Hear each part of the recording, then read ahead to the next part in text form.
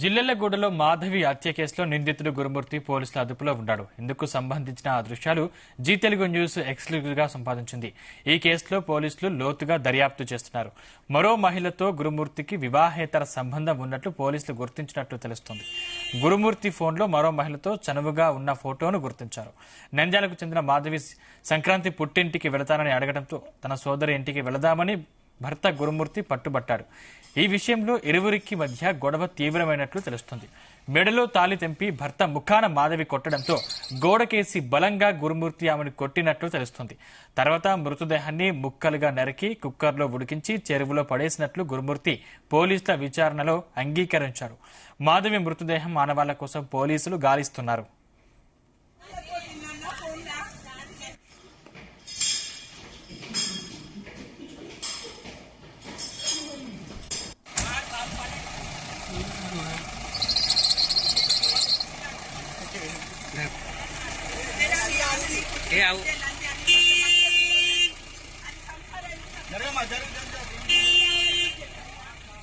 ఇక మాధవి హత్య కేసుకు సంబంధించి కీలక విషయాలు వెలుగు చూస్తున్నాయి. ఇదే అంశానికి సంబంధించిన మరింత సమాచారం మా క్రైమ్ బ్యూరో చీఫ్ రవితేజ అందిస్తారు. రవితేజ,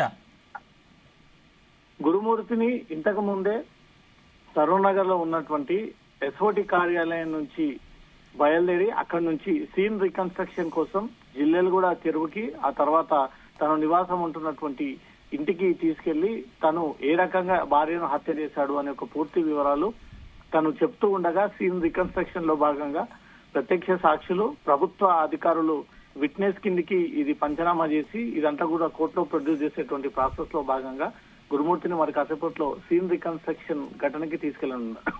చెరువులో పాడేశాడు అనే దాంతో కూడా పోలీసులు ప్రాథమిక విచారణలో బయటపడింది. ఇంట్లో హత్య చేసి ముక్కలుగా నరికానంటూ కూడా స్వయంగా తనే పోలీస్ కన్ఫెషన్ ఇచ్చాడు. కాబట్టి ఆ ఇంట్లో ఎక్కడ ఈ కత్తి తీశాడు, ఎక్కడ ఆమెపై దాడి చేశాడు, ఎలా చనిపోయింది, ఎలా ముక్కలుగా శరీర భాగాలని ఈ విడివిడిగా చేయడము, ఉడకబెట్టడము, అక్కడి నుంచి వాటర్ హీటర్ లో కొన్ని భాగాలను వేయడము, అక్కడి నుంచి పొడిగా మార్చడము, తీసుకొచ్చి పడేసినటువంటి అన్ని మినిట్ వివరాలన్నీ కూడా ఈ సీన్ రీకన్స్ట్రక్షన్ లో రాబట్టున్నారు. ఇప్పటికే గురుమూర్తికి సంబంధించినటువంటి కేసు వ్యవహారంలో ఇతని పాత్ర ఏంటి, ఇతని పూర్వపరాలు ఏంటి అనే దానిపై కూడా పోలీసులు దృష్టి పెట్టి ఇప్పటివరకు విచారణ జరపడంతో పోలీసుల ఇన్వెస్టిగేషన్ లో గురుమూర్తికి మరో మహిళతో అక్రమ సంబంధం ఉన్నట్టుగా కూడా పోలీసులు గుర్తించడం జరిగింది.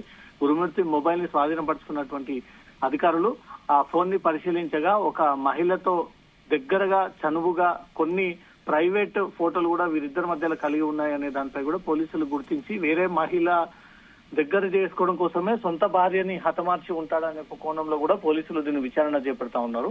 భార్యను వదిలించుకోవడం కోసమే ఈ హత్యకు పాల్పడి ఉంటాడనేది మాత్రం పోలీసులకు కొన్ని అనుమానాలు వ్యక్తమవుతా ఉన్నాయి. ఈ నెల 13న భార్య పిల్లలతో మాధవి సోదరి ఇంటికి వెళ్లి గురుమూర్తి ఆ పండుగ సందర్భంగా అక్కడే ఉన్నాడు అనేది కూడా గుర్తించారు. నెల 14వ తారీఖున తిరిగి గురుమూర్తి ఇంటికి రావడము, ఇద్దరు పిల్లలని బంధువు ఇంటి దగ్గరే వదిలేసి ఇద్దరు దంపతులు ఇంటికి చేరుకొని సినిమాకు వెళ్లి సినిమా తర్వాత 15వ తేదీ ఇంట్లో ఈ వివాదం జరగడము, ఈ వివాదంలో కాస్త గురుమూర్తి భార్య తలపైన మోదడము, భార్య మృతదేహాన్ని ముందస్తుగా తను తెచ్చుకున్నటువంటి మటన్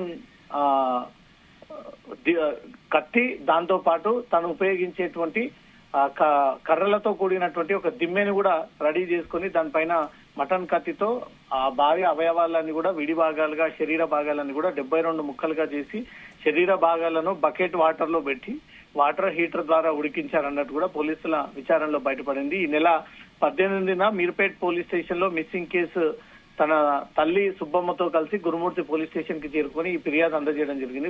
గురుమూర్తి ఇంటి పరిసరాల్లో సీసీ కెమెరాలను పరిశీలించినటువంటి పోలీసులు మాధవి ఇంట్లో నుంచి బయటికి రాకపోవడము, అదే టైంలో గురుమూర్తి ఒక్కడే చేతిలో బకెట్ పెట్టుకుని బయటకు రావడంపై మాత్రం అనుమానం వచ్చినటువంటి వెంటనే అతన్ని ఆరా తీయగా ఈ విషయాలు తన పోలీసుల విచారణలో ఒప్పుకున్నట్టుగా తెలుస్తుంది.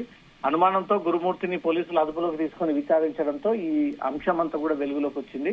వేరే మహిళను తెచ్చుకోవడం కోసమే అడ్డుగా ఉన్నటువంటి భార్యను తొలగించుకోవడం చేసినటువంటి హత్యన క్షణికావేశంలో భార్య తలపై మోదడం కారణంగా చనిపోయిందనే కోణంలో పోలీసులు ఇన్వెస్టిగేషన్ సాగిస్తా ఉన్నారు. ఎవరా మహిళ, ఆ మహిళతో గురుమూర్తికి ఎలాంటి సంబంధాలు ఉన్నాయి, ఈ ఫోటోలు గురుమూర్తి మొబైల్లో ఎందుకు ఉన్నాయి, ఆ మహిళను కూడా కాంటాక్ట్ అయ్యి ఆ స్టేట్మెంట్ కూడా తీసుకునేటువంటి అవకాశం ఉంది sir. Right, thank you Raviteja.